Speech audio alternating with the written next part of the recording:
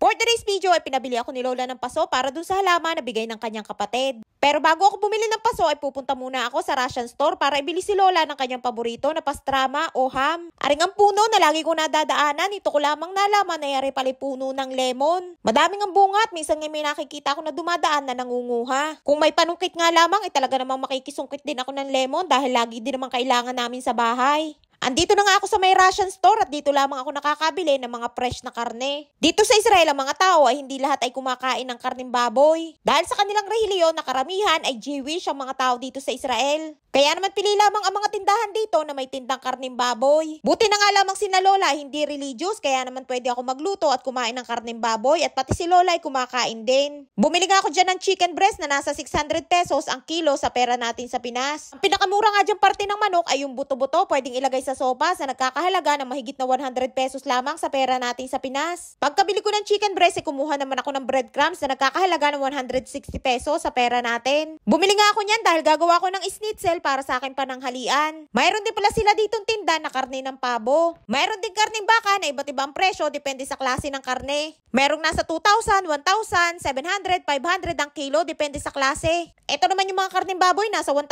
pesos ang kilo ng liempo dito. Mayroon ding tenga ng baboy na nasa 300 pesos ang kilo. Pero madalas ko dyan bilhin yung buto-buto ng baboy na nasa mahigit 200 pesos lamang ang kilo. Meron din dito na iba't ibang klase ng hotdog pero ang presyo nila dyan ay per gram hindi na per kilo. Ang mga hotdog ay nagkakahalaga ng 40 pesos hanggang 300 pesos per gram. Madaming pwedeng pagpilian pero sa atin sa Pinas tender juicy lamang ay sapat na. Meron din sila dito na iba't ibang klase ng mga processed meat na nagkakahalaga ng 70 to 300 pesos per gram. Kung ang pagbabasehan ng presyo ay ang pera dito sa Israel ay mura din naman ang kanilang mga bilihin at malaki din naman ang sahod dito ng mga tao sa Israel. Meron din sila dito na iba't ibang klase ng isda na ready to eat na, meron ding smoked fish at meron ding nakababad sa oil na nagkakahalaga ng 75 to 200 pesos per gram sa pera natin sa Pinas. Madaming pwedeng pagpilian at meron din sila dito na iba't ibang klase ng cheese. Mahilig nga ang mga tao dito sa Israel sa cheese kaya naman napakadaming iba't ibang klase ng cheese na pwedeng pagpilian. Ang mga cheese na yan ay nagkakahalaga ng 60 to 300 pesos per gram sa pera natin. At ito naman yung aking laging binibili dito na pork pastrama na paborito ni Lola. Dalawang klase lagi ang aking binibili para kay Lola. At dyan nga ay tinitingnan ko kung manipis ang pagka-slice dahil gusto ni Lola ay sobrang manipis para hindi mahirap kainin. May nagtanong pala kung mahal daw ang cost of living dito sa Israel. Para sa mga tao dito sa Israel na talagang naninirahan o yung mga Israeli ay mahal din ang kanilang cost of living. Lalo na para sa mga tao dito na walang sariling bahay o yung mga nagre-renta lamang o umuupa.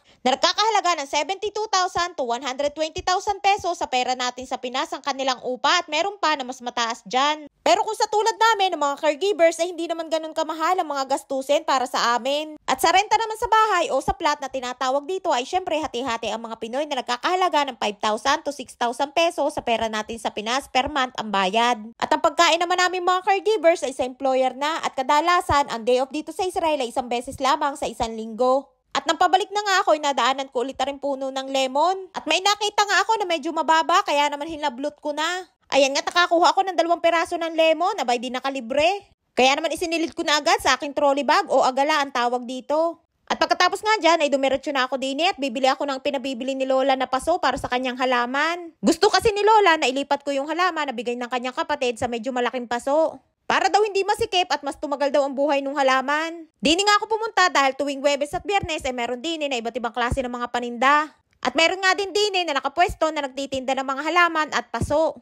Kainitan nga ang araw na yan at magsasummer na din dito nga sa Israel. Ayan nga, nandito na ako sa tindahan ng mga halaman na paborito ng mga plantito at plantita. Nakabili na nga din ako dito dati ng orchids naman na ipinangregalo ko. May mga tinda nga din dito ng mga halaman na kapareho ng halaman natin sa Pinas. Mayroon 30, 40, 50 ang presyo o nasa 400, 600, 800 pesos sa pera natin sa Pinas ang presyo. Karamihan nga ng mga bumibili ng mga halaman dito ay nilalagay lamang din naman nila sa loob ng kanilang bahay. O kaya naman ay sa may terrace dahil nga karamihan ng mga tao dito ay nakatira sa apartment o kaya naman ay condo type na bahay. Ayan nga, pinaghahanap ako ni Kuya ng paso. Ang kaso ay maliit na lamang ang natitira niya na paninda. At sabi niya nga ay bumalik ako kinabukasan at ipagdadala niya daw ako ng malaki. Mayroon din nga siya niyan ng mga tindang maliliit na halaman na nasa 200 pesos lamang sa pera natin sa Pinas. Maganda nga ding libangan ang pag-aalaga ng halaman at hindi basta lamang libangan kundi nakakawala din ng stress para sa karamihan. Lalo na kapag namumulaklak na ang mga ito at dahil wala nga akong paso na nabili kaya naman umuwi na din ako agad. Thank you for watching!